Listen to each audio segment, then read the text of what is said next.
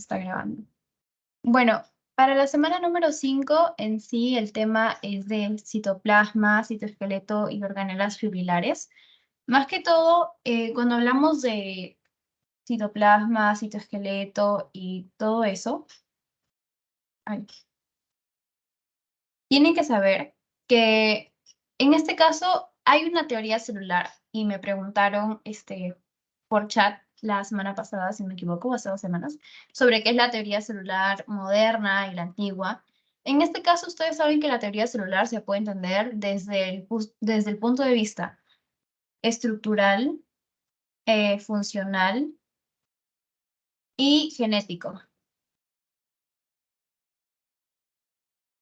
Cuando hablamos del punto de vista estructural, hablamos de que todo organismo vivo está conformado por una unidad estructural o de forma que es la célula. Cuando hablamos del punto de vista funcional, decimos que todo organismo vivo funciona desde una unidad biológica que es la célula, y del punto de vista genético, que todo organismo vivo tiene una cantidad de información contenida en la célula. Ahora, estos 3 puntos los podemos reunir en uno solo para decir que todo organismo vivo está conformado por una unidad biológica que le da la estructura, la función y la información, que es la célula. Ahora, gracias a un experimento se descubrió de que hubo un elemento que sostenía a los núcleos en el centro y que, bueno, lo llevó a la creencia de que el interior de la célula estaba conformado por fibras que sostenían a las organelas para que funcionen coordinadamente. Y así nació toda esta idea del citoesqueleto, ¿no? Posteriormente se descubrió que estas fibras eran de varios tipos, ¿no? Tenemos a microtúbulos, microfilamentos y filamentos intermedios. Microtúbulos, filamentos y microtúbulos, microfilamentos y filamentos intermedios. Ahora, los microtúbulos son las estructuras más gruesas. ¿Ok?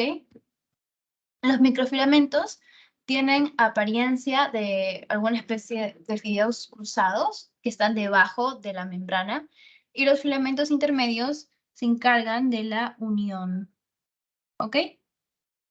Estas estructuras se dieron a conocer más o menos en el 70 por Porter, y le dijeron citoesqueleto, y es una especie de retículo microtubular que se ve en el microscopio.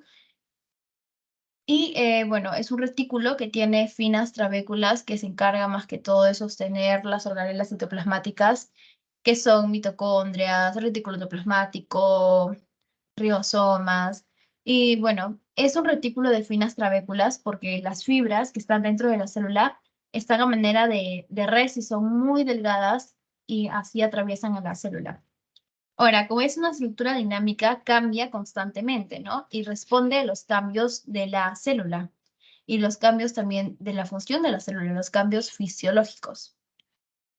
Ahora, cuando hablamos de la coloración, porque va a cambiar de acuerdo a la tinción, las fibras rojas ya son los anticuerpos conjugados con rodamina. Las fibras amarillas son los anticuerpos contra proteínas de filamentos intermedios. Y bueno, el núcleo no tiene coloración. Eso es un experimento que se hizo. Y lo que les dicen en la introducción de su PPT. Bueno, para definir más que todo esto, el citoesqueleto sería aquel que está encargado de la forma de las células y de las organelas de la locomoción, como cilios y flagelos. Por eso el tema es citoplasma, citoesqueleto y organelas fibrilares, que son los cilios y flagelos. Y más que todo se encarga de fijar a las organelas. Es una especie de pista para las estructuras y genera el movimiento también de las células. Ahora, el citoesqueleto se constituye, como hemos visto acá, de microtúbulos, microfilamentos y filamentos intermedios. Esto acuérdense muy bien. Cuando hablamos de los microtúbulos, pero antes de hablar de los microtúbulos, me he saltado esta parte. El citoesqueleto hemos hablado de que es una especie de res, pero dentro de la definición, que no sé si les venga o no, pero igual para que lo tengan claro, el citoesqueleto se encarga de formar la estructura de las células, mantiene la posición de las organelas. Como les dije, es una pista, forma parte de cilios y flagelos, ya que acuérdense que estaban en las bacterias, que se los dije la semana pasada. Forma sitios para fijar el ARN mensajero, interviene en la transmisión de señales del ambiente extracelular al interior de la célula. ¿Ok? Ahora sí. Los microtúbulos. Los microtúbulos, bueno, presentan tubos cilíndricos, ¿ya? Estos tubos cilíndricos son de más o menos 24 nanómetros de diámetro, aprox, y tiene dos unidades, ahora sí. Ya. Tiene las subunidades alfa y beta de tubulina. Cada subunidad glomerular consta de una sola molécula de tubulina. Entonces, estas subunidades se ponen en hileras, ¿ok? Esta es alfa y esta es beta. Entonces, todo esto alfa, no, perdón. Esto sería beta.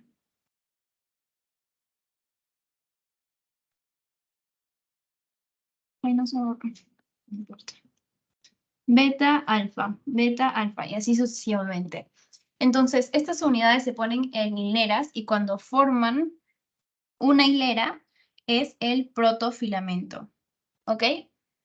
Y este se alinea al eje mayor. Ahora, cada protofilamento tiene una estructura simétrica que tiene alfa tubulina en un extremo y beta tubulina al otro. Siempre va a ser así. O sea, nunca va a ser en un protofilamento que vas a encontrar beta al inicio y beta al final. No, sino de que siempre se va alternando, por así decirlo.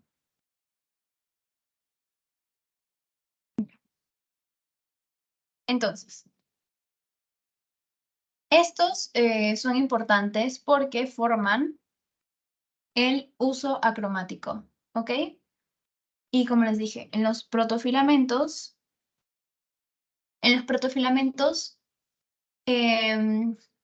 hay una especie de cuando realizamos un corte transversal, los microtúbulos casi siempre tienen 13 subunidades por cada circunferencia.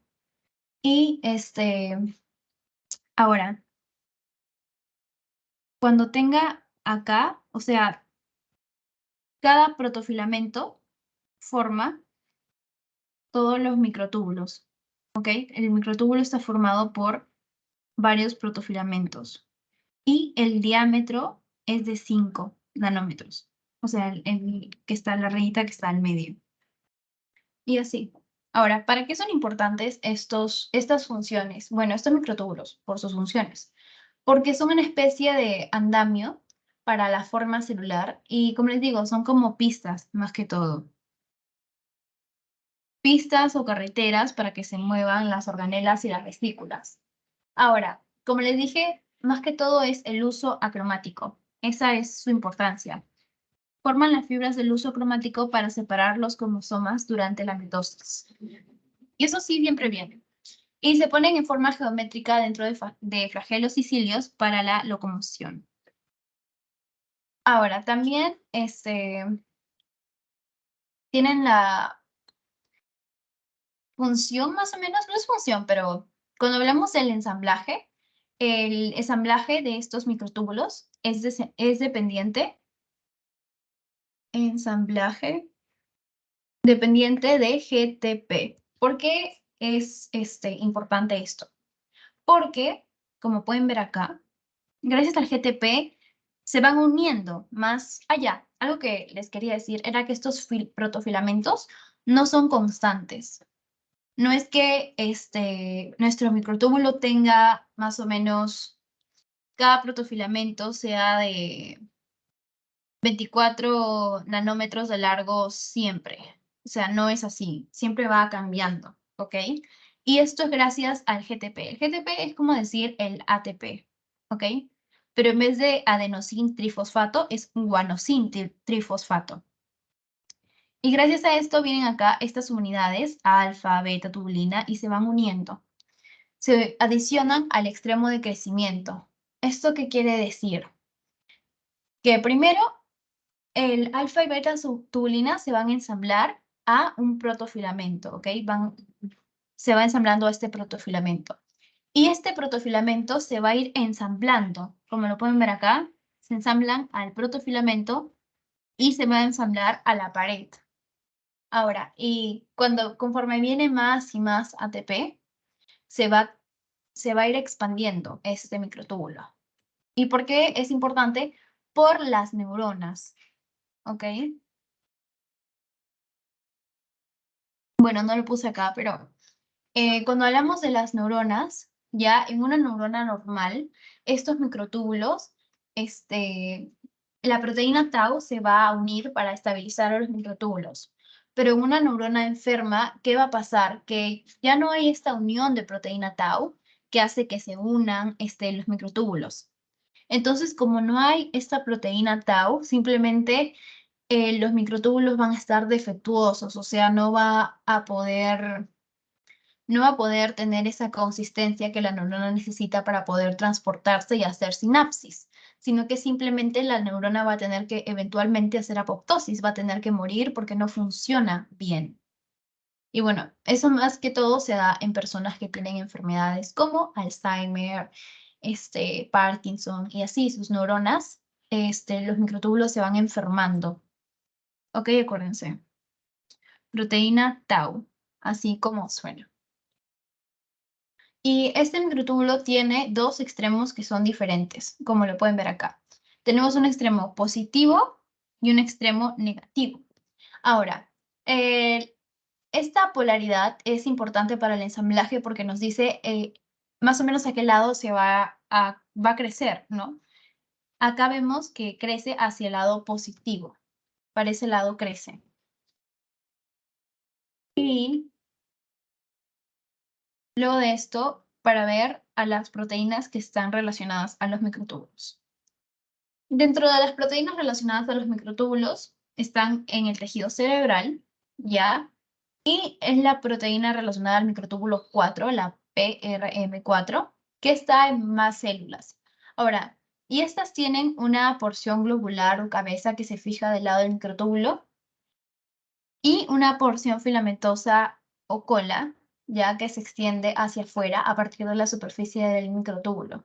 O sea, básicamente tiene una cabeza y una cola. Ahora, ¿qué proteína relacionada al microtúbulo les acabo de mencionar? La proteína tau, ¿ok? Que es la que se encarga de unir a los microtúbulos. Y me dirán, Cindy, ¿pero no qué era el GTP? El GTP es una fuente de energía, más no una proteína como tal. Y el GTP es lo que le da energía a las unidades, ¿ok? Para que las unidades puedan moverse. Pero ¿quién es la que funciona como una especie de cinta? Es la proteína tau. Y lo que hacen es interconectar a los microtúbulos formando una especie de puentes transversales o haces visibles, incrementan la estabilidad de los microtúbulos, alteran la rigidez e influyen en la velocidad del ensamblado y, bueno, se controla por fosforilaciones y también desfosforilaciones en un aminoácido en particular.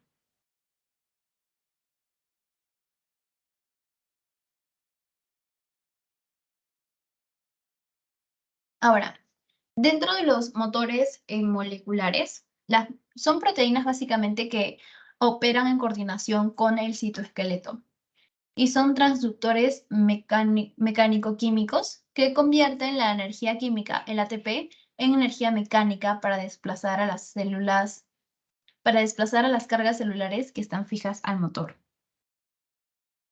Convierten el ATP en energía mecánica. Y ahí a quienes tenemos, a la miosina. La miosina, acuérdense, siempre relacione miosina y actina a la contracción muscular, ¿ok? La contracción, sobre todo en lo que es músculo cardíaco, ¿no? También en los demás músculos, pero les digo músculo cardíaco porque lo van a ver después en fisiología y me lo van a agradecer. Ahora, aparte de las miosinas, tenemos a las kinesinas, ya que se mueven a lo largo de los microtúbulos. Y estas kinesinas tienen dos cadenas que se entrelazan, ¿no? Parece una especie de ADN, pero no lo es. Tienen una cabeza que es la generadora de fuerzas y esta se une al microtúbulo. Y la cola carga a lo que va a transportar, ¿no? La cabeza es lo que está acá pegado, y esta es la cola, que carga cualquier vesícula que vaya a transportar el microtúbulo. Ahora, estas quinesinas son proteínas, ya. La mayoría de cosas que terminen en ina son proteínas. Los dominios motores, o bueno, las cabezas, tienen secuencias que van a ser parecidas y se van a desplazar por los microtúbulos. Ahora, las colas tienen secuencias diferentes de acuerdo a la carga. ¿Esto por qué? Porque le da una especie de especificidad. Si va a transportar una determinada vesícula, tiene que tener una secuencia que sea parecida o que tenga que ver con la vesícula que va a transportar, porque la cola es una especie de receptor, por así decirlo, de la vesícula, y solamente son para vesículas específicas. ¿Ok? Y acá también tiene una polaridad, ¿no? Que va hacia el extremo positivo. Siempre ese es el extremo positivo. Ahora, ¿qué pasa en las neuronas? Los extremos positivos de los microtúbulos se dirigen hacia las terminales simpáticas, ¿no? Y intervienen en el movimiento anterógrado.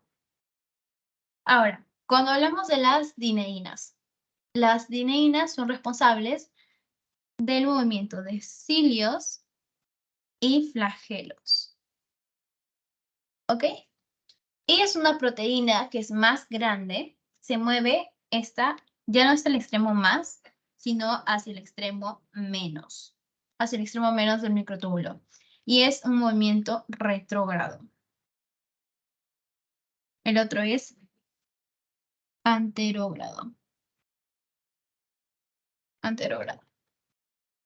Ahora, es el generador de fuerza para el movimiento del cromosoma durante la mitosis. Cromosoma. Ya acuérdense de la diferencia.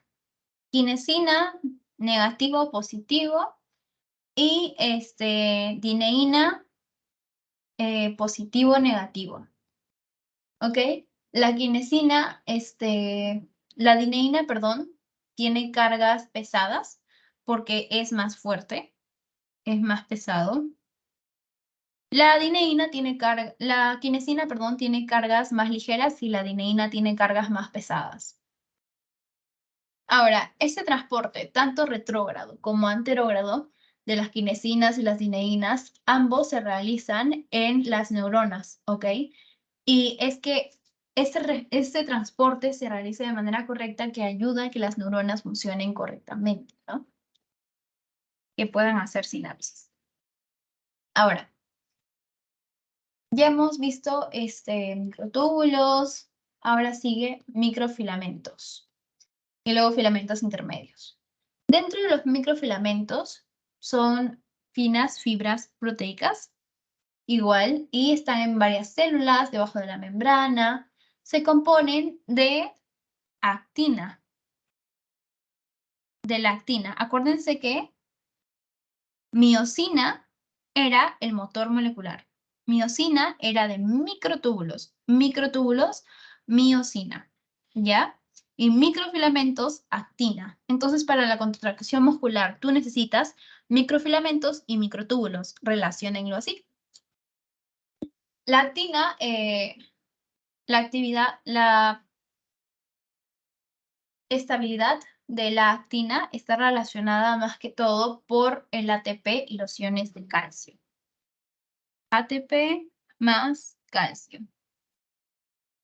Ahora, la función de estos microfilamentos es que intervienen en el movimiento de células que no son musculares, más que todo desplazamiento, contracción y citocinesis. Ahora, cuando se une actina más miosina, ahí hablamos de la contracción muscular.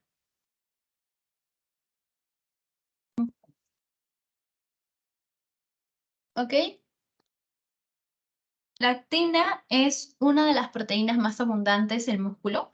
Es más o menos el 10% de todas las proteínas que forman el fibroblasto, el 15% de amebas y plaquetas, 2% de los hepatocitos. Es una proteína globular y hay más o menos 6 tipos, ¿no? Acá vemos el ensamblaje de los microfilamentos. Ahora, Hay 4 tipos de actina en los músculos que tenemos, en los grupos musculares, ¿no? Tenemos estriado, cardíaco, liso, vascular y liso entérico. Ahora, cuando hablamos de células no musculares, son de variedades beta y gamma. Y como que les digo, acá ven el ensamblaje de la actina, ¿no? El ATP va a participar acá. El ATP va a hacer que se puedan unir. Y también el calcio, pero un poquito más el ATP. Ahora, la actina también se polimeriza, ¿ok? Esa polimerización, gracias a receptores del glutamato, por ejemplo, hace que se haga contráctil. Bueno, con la miosina también. Ahora sí, filamentos intermedios, pero mejor antes de filamentos intermedios, acá voy a hacer un paréntesis. Hay proteínas que están relacionadas, ¿ok? Además de la actina, hay proteínas que están asociadas a la actina. Proteínas asociadas a la actina. Estas proteínas asociadas a la actina solamente las voy a mencionar porque hasta ahora no vienen, pero quizá venga, quizá no, mejor igual se las menciono. Tenemos a la profilina, ¿ya? La profilina, más que todo va a secuestrar monómeros de actina, entre comillas, y lo que va a hacer es inhibir la polimerización en redes y haces. Ahora, también está la timosina, que es más que todo similar a la profilina, la filamina, qué nombres tan graciosos, la filamina, forma redes o mallas de estos filamentos. Luego la tropomiosina. La tropomiosina forma los haces de los filamentos y la actina alfa, que enlaza filamentos de actina formando haces, contráctiles. La fimbrina, que une por puentes filamentos de actina formando también estos haces contráctiles. La fodrina, que une filamentos de actina, ya más o menos similar a la espectrina en microvellosidades. La fascina. La fascina une por puentes los haces de filamentos y está en el animalito del erizo del mar. ¿Okay? La espectrina, que dijimos hace un rato, que une filamentos de actina a la membrana plasmática en eritrocitos, ¿ya? Acuérdense de la espectrina. La van a ver después en hemato. La gelsolina, la fragmina, la vilina, la miosina 1 y la miosina 2, ¿ok? Ahora, hay placas de fijación de filamentos de actina, ¿ya? Y son los mismos componentes que en las células musculares, pero depende de la localización. Ahora, la miosina junto con la actina van a hacer un compuesto que se va a poder mover para la contracción, ¿no? Ahora sí, filamentos intermedios. Los filamentos intermedios están formados por diferentes proteínas relacionadas, ¿ya? Y son polímeros muy estables y resistentes. Más que todo son abundantes en el citoplasma.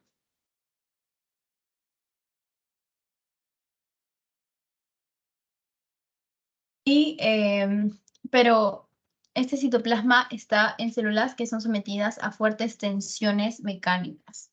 Tienen un diámetro de 10 nanómetros, dan fuerzas de tensión a la célula porque su función es más que todo repartir las tensiones, porque si no, estas podrían romper a la célula. Entonces acá, microtúbulos, microfilamentos y filamentos intermedios. Cuando hablamos de filamentos intermedios, hablamos de tensión, aparte de unión, también tensión, unión. Ok. Y dentro de sus características también Mm, solamente se han visto en células animales, ¿ok? En células animales. Son muy resistentes a las fuerzas de tracción, son más estables a la fragmentación química, son difíciles de solubilizar utilizando procedimientos leves de extracción. Y vamos a ver sobre todo esto, las 6 clases. Queratina, ¿en dónde? En células epiteliales. Epiteliales. Bimentina en células de origen mesodérmico. Desmina en células musculares. Glial en células gliales. Eso es sistema nervioso. Neurofilamentos en neuronas. Y periferina en neuronas también, pero del sistema nervioso central. Ahora, cuando hablamos de la queratina, hablamos de células epiteliales, compone los filamentos intermedios de tipo 1 y 2. Está formando, más que todo, el cabello, las escamas, las plumas y las uñas. Ya esta también es otra pregunta que siempre hace. Todo eso. Ahora, también son importantes, como les digo, para la locomoción celular, para la formación del tubo neural, que lo van a ver después en neuro. Y eso sería todo con respecto a citoplasma, citoesqueleto. Ahora, dentro de organelas fibrilares.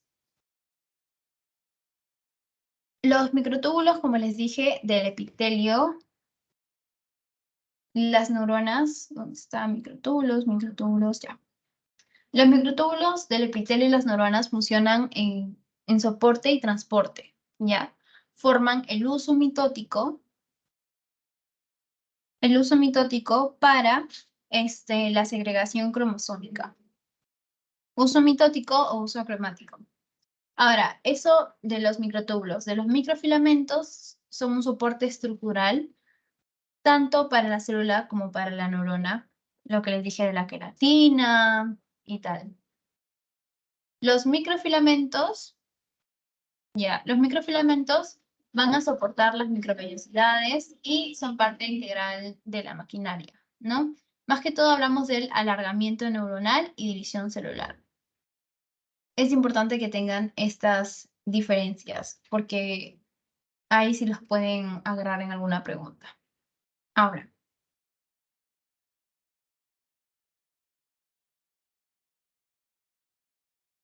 dentro de los microtúbulos, estructura y tipos. Hay tipos de microtúbulos. Cuando hablamos de los tipos de microtúbulos, ya, vamos a ver que tenemos a más o menos 3 tipos. 1, 2, 3. Dentro del tipo 1 tenemos a los singlet, ya, simples, que es un microtúbulo típico, un singlete, así se le dice. Tiene 13 protofilamentos. 13 protofilamentos. Casi todos los microtúbulos de las células son túbulos simples. Ahora, en los dobletes, es más que todo un conjunto adicional de 10 protofilamentos forma un segundo túbulo por fusión a la pared de un microtúbulo que es singlete. O sea, básicamente este es uno y estos son dos que se fusionan, nada más. ¿Y dónde vamos a ver estos? En cilios y flagelos. ¿Ok? Y también hay tripletes.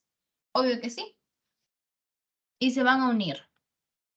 Ahora, la gama tubulina funciona como una plantilla para que estos se puedan ensamblar correctamente.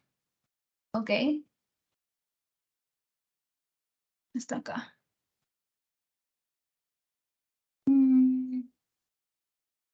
Ya. Les dije tau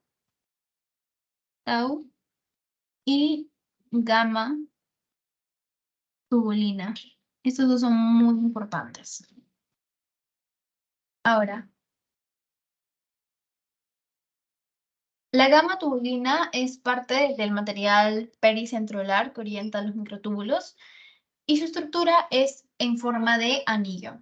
Y lo que va a hacer es más que todo dirigir el ensamblaje de microtúbulos, formando un núcleo de polimerización de las unidades de tubulina. Ahora, la gamma tubulina y la beta tubulina son componentes de los microtúbulos, pero la gamma tubulina tiene un rol más especializado, ¿ok? Y es el componente universal de los centros organizadores de microtúbulos, COMT. Ahora, estos COMT, centros organizadores de microtúbulos, se dirigen más que todo, dirigen el ensamblaje de los microtúbulos del citoesqueleto, que es crucial durante todo lo que es división celular, ¿no? Mitosis y meiosis. Ahora, lo que van a hacer es organizar los flagelos y los cilios, la mitosis y la meiosis, más que todo mediante el uso mitótico o meiótico, separando los cromosomas, y dirigen el tráfico vesicular. Después de eso, el COM también se encarga de dirigir la polaridad. Ahora, cuando hay proteínas mal plegadas en la célula, que eso lo voy a explicar después en todo lo que es núcleo, cuando hay proteínas mal plegadas, pueden ser llevadas a este COM. Se marcan con la poliubiquitina, ese es el complejo ubiquitin proteasoma, y se reconocen. Lo reconoce el HDA65. Se une a las cadenas libres de ubiquitina y a complejos de ineína en la vía de degradación agresoma o autofagia. Ahora, los agresomas se producen cerca a este complejo de microtúbulos cuando las proteínas plegadas no son destruidas en el complejo ubiquitin proteasoma. Por si acaso lo voy a poner acá. El complejo ubiquitin proteasoma o proteasoma es una especie de licuadora, ¿no? Que cuando hay una proteína que ha sido mal plegada, acuérdense que las proteínas realizan este complejo para poder almacenarse mejor. Cuando una proteína ha sido mal plegada, esta licuadora se la va a comer. La va a cortar en aminoácidos que pueden ser reciclados. Básicamente eso es complejo ubiquitin proteasoma. Ahora, este microtúbulo realiza, bueno, su nucleación inicia en el extremo menos. Acuérdense que tiene un extremo positivo y uno negativo y uno positivo, y crece en dirección al extremo positivo por esta polaridad. Las moléculas de gamma tubulina, junto con otras proteínas que ayudan a crear un anillo espiral, sirven como una especie de plantilla que crea un microtúbulo con 13 protofilamentos. Ok, acuérdense que los protofilamentos eran estas cositas de acá. ¿Hasta ahí está todo claro, chicos? Si está todo claro, me dejan su corazoncito.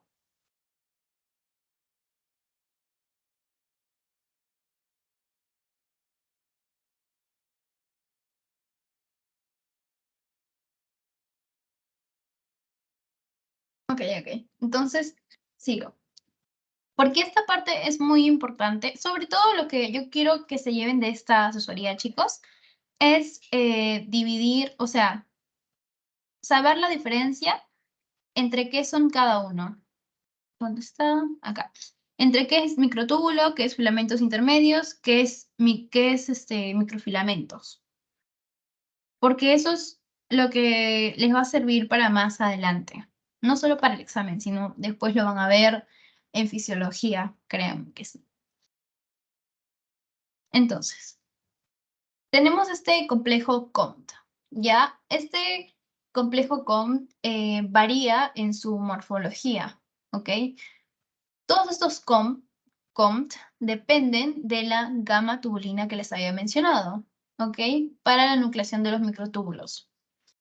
Y va a estar regulada por el complejo en anillo de gamma tubulina. Por si acaso lo voy a poner acá. El anillo de gamma turco. Así se llama. Y complejos de gamma tubulina relacionados. Y esto lo que hace es dar un control espacial y temporal sobre la iniciación del crecimiento de microtúbulos. Va a depender de la iniciación espontánea de nuevos microtúbulos. Las células desarrollan una especie de puntos de nucleación que evitan la fase de crecimiento inicial más lenta. Estos sitios de nucleación se encuentran en los COMT. ¿Ok? Nucleación COMT. Y bueno, ahora sí. El centrosoma. Hay muchas células animales que tienen un único COMT, que es el centrosoma. Único COMT. Este se encuentra cerca al núcleo y los microtúbulos se nuclean en sus extremos negativos. Ahora, los extremos positivos, ¿ya? Los extremos positivos apuntan hacia afuera y crecen continuamente y se contraen extendiéndose tridimensionalmente en la célula. Ahora, un centrosoma típicamente recluta más de 50 copias de gamma turc, que es el que les mencioné hace un ratito, al gamma turc. Y acá lo pueden ver, ¿no? Que va creciendo así. Ahora, estos centrosomas tienen una estructura. Tienen una sección delgada de un centrosoma de célula animal que muestra a los dos centriolos en un ángulo recto entre sí. ¿Ok? Tienen acá el centriolo madre, por así decirlo, y al centriolo hijo. Y forma 90 grados. Y eso está rodeado por el material pericentriolar. El material pericentriolar son los puntitos que están al costado. ¿Ya? Ahora, en un diagrama de centrosoma que vemos a los centriolos que les dije, centriolo madre, centriolo hija, estos tienen 9 microtúbulos de tripletes enlazados. ¿Cómo es eso, Cindy? A ver, tienen 9 microtúbulos de tripletes así enlazados. Ahora, tienen un material pericentriolar que les acabo de mencionar, que son estos puntitos, que tiene la estructura de nucleación gamma turco. Gamma, bueno, no importa. Gamma turco.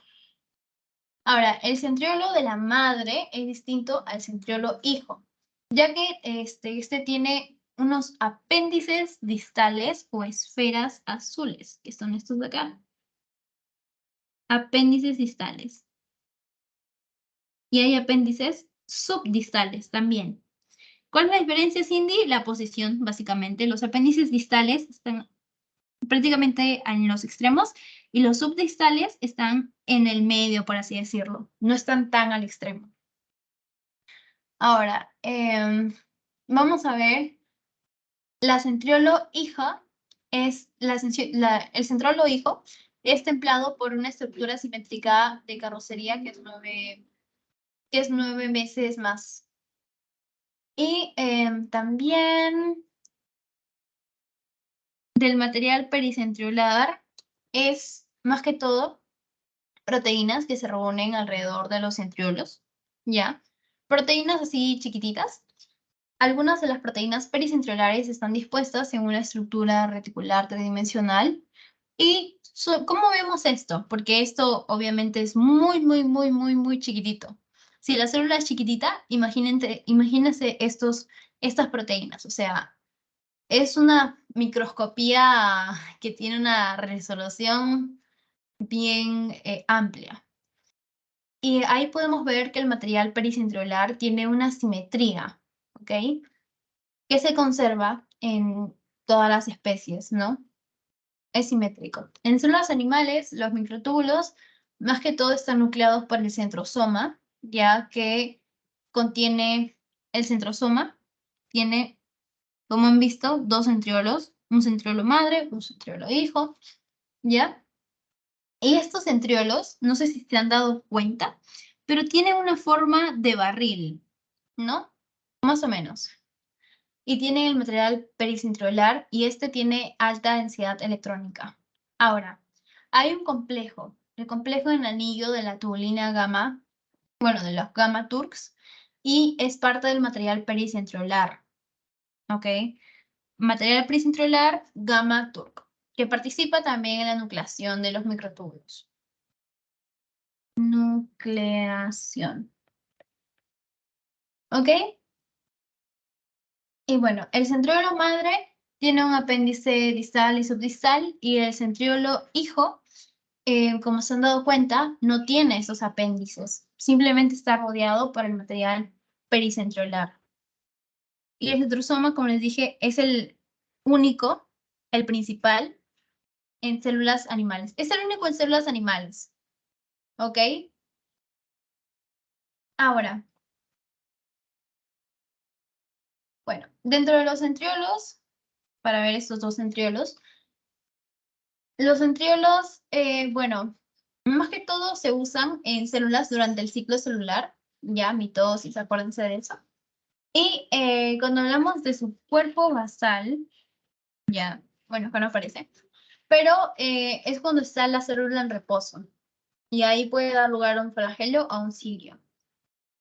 Cada centriolo, como les dije, tiene 9 microtúbulos triples, ¿ya? 9 microtúbulos triples. Y son tripletes en los extremos proximales. Y son dobletes a los extremos distales. Ahora, creo que ya dije todo, aunque sobre el ciclo celular, ya la división, como sabemos, a ver, creo que tengo una imagen sobre esto, el ciclo celular, pero bueno, no importa, porque no me acuerdo si está acá, creo que acá no está, pero en sí el ciclo celular se divide en interfase y en mitosis, ¿ok? Durante la interfase, las células van a experimentar el crecimiento fase G1 y la replicación de ADN, o fase S. Y después de la fase S, las células experimentan una nueva fase de crecimiento, que es la fase G2, y se preparan para entrar a la mitosis. Ahora, cada centriolo tiene una formación de un nuevo centriolo que se orienta al ángulo recto, siempre. Y hay proteínas adaptadoras que se ubican en un lado de cada centriolo para que activen las proteínas que permitan ensamblar esta rueda, ¿ok? Acuérdense que simplemente durante esta interfase y mitosis, los microtúbulos, lo que van a hacer es movimiento. ¿Movilizar a quiénes? A los cromosomas. Los dibujo así, bueno, una X porque son como una especie de X, ¿no? Movilizar los cromosomas durante la mitosis, formando las fibras del uso acromático. Ahora, sobre el cuerpo basal que les dije, más que todo es de cilios y flagelos. Y bueno, sobre el axonema es una estructura interna de cilios y flagelos en células eucariotas. Ahora, es una estructura microtubular, o sea, tiene microtúbulos. Y tiene 9 pares de microtúbulos periféricos y un par central. Y está la fórmula esta 9 más 2. No sé por qué 2, porque en realidad es 1, pero bueno, 2. Es el elemento esencial para que se pueda mover. Ahora, el axonema está unido por 3 conjuntos de conexiones cruzadas. Tenemos acá a los puentes periódicos, ya, que conectan el par de microtúbulos centrales a manera de peldaños y están rodeados por una vaina interna. La proteína nexina, que es elástica y conecta microtúbulos dobles externos adyacentes. A las conexiones radiales, ya que parten de los microtúbulos simples centrales a cada túbulo A de los microtúbulos dobles externos. Y estos microtúbulos dobles se continúan en toda la longitud del cilio o flagelo. ¿Ok? Y bueno, sobre cilios y flagelos, que es el versus que van a preguntarle sí o sí. Los cilios y flagelos, en realidad su estructura es parecida, ¿no? Los microtúbulos en cilios y en los flagelos son un poquito diferentes de los microtúbulos que están en el citoplasma, ¿ya? Ahora, una sección transversal a través de un cilio muestra que tiene 9 microtúbulos. Ay, está un poquito feo.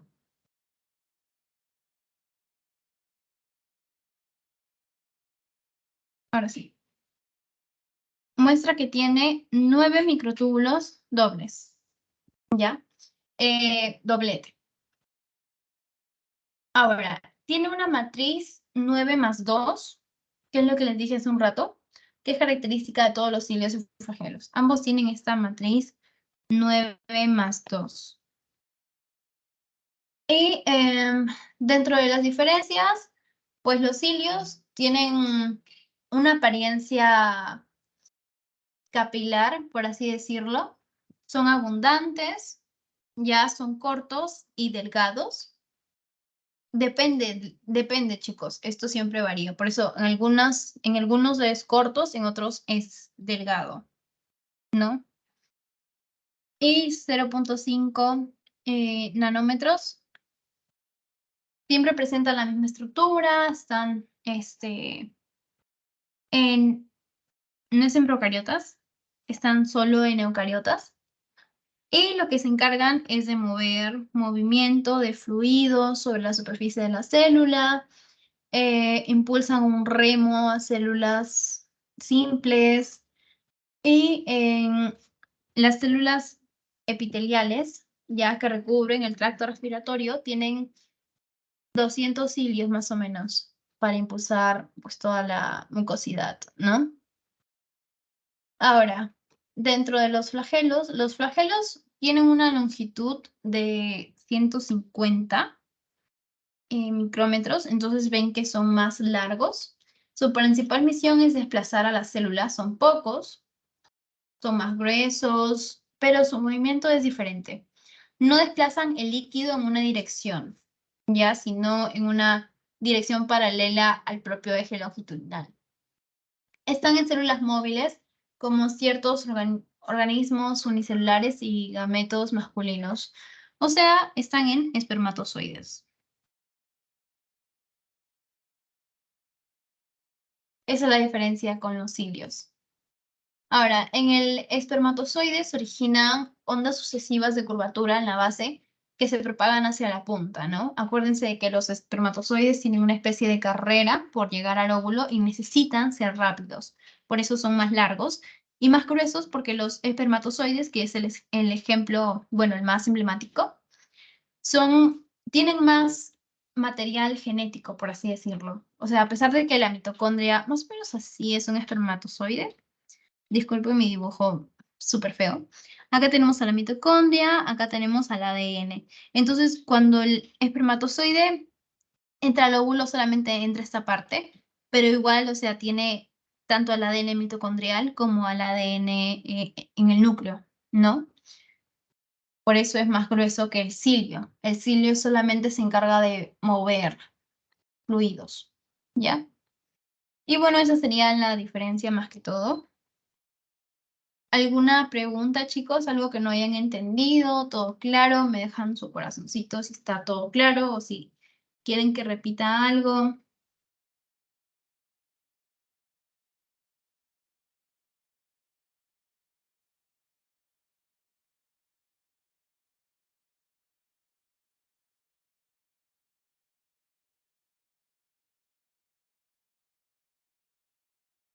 Ok.